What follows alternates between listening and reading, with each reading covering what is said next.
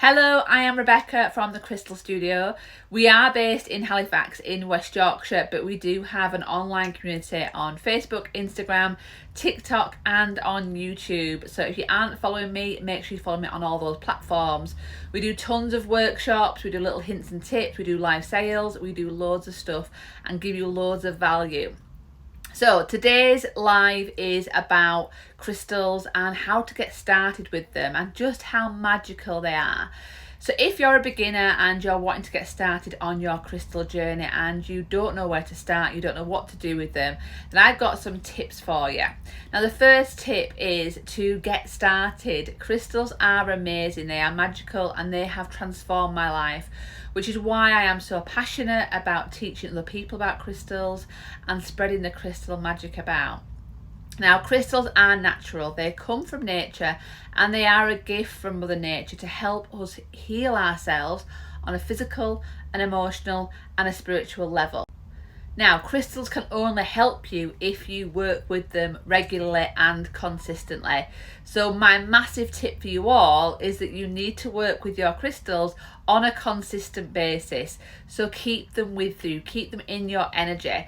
Now, crystal size does matter. So if you only have small crystals like bracelets or tumblestones, they need to be in your energy. We do say within 3 foot of your body. So if you've got a small tumblestone or a bracelet, they need to be either in your bra, in your pocket, around your wrist, or within your energy of 3 foot for them to help you on an energetic and a vibrational level. Now, if you have bigger crystals, they will have a bigger effect. So the big amethyst above me will fill the whole room in here with the gorgeous, calming, soothing energy of the amethyst vibration. Now, how do you select your crystals of what you're going to work with going forward? Now, my massive tip is to trust your intuition, and whatever crystal you're drawn to is what you need. Now, your higher self, your intuition, your gut instinct, whatever you want to call it, knows what you need on a physical and an emotional level. So trust what you're drawn to, what colours you're drawn to, what catches your eye, what you can't stop thinking about. That is a massive tip, that you need those crystals in your life. Now, another way for you to work with crystals is to research what you need. So, for example, if you want a crystal to help you sleep, you may research and find that amethyst is good for that, or lepidolite is good for calming the mind and soothing you. You may find that howlite is very calming and very relaxing and very balancing. Now, it may be that you want to pick a crystal to raise your vibration, make you feel happy and motivated. Then you may select the likes of carnelian or orange calcite or sunstone to raise your vibration. So you may want to research what the crystals do and then select them by doing it that way. Now, whichever way you pick to work with crystals is right for you. Now, I love to have a selection of crystals in a little tray by my front door.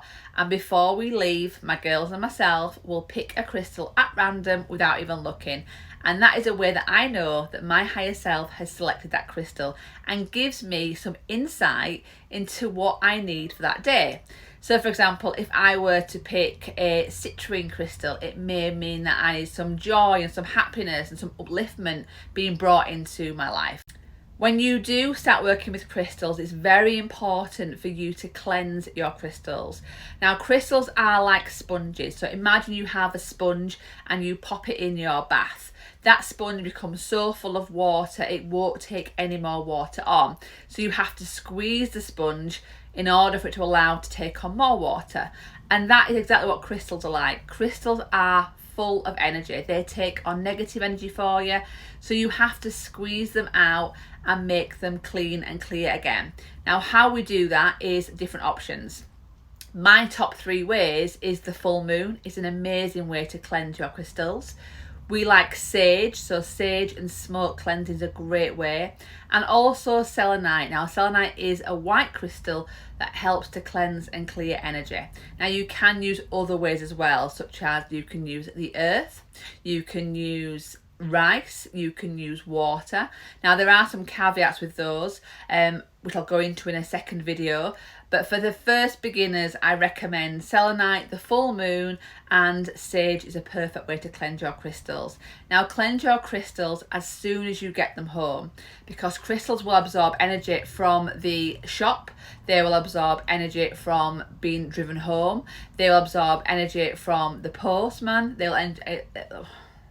Now, I also recommend you cleanse your crystals at least once a month.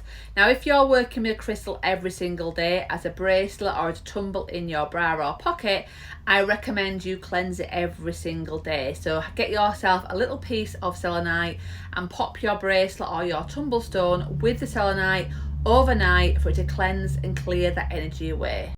Now, the last top tip for this video is about programming your crystals. Now, programming your crystals is ultimately setting an intention with your crystal, telling your crystal what you want it to do and what you want it to achieve.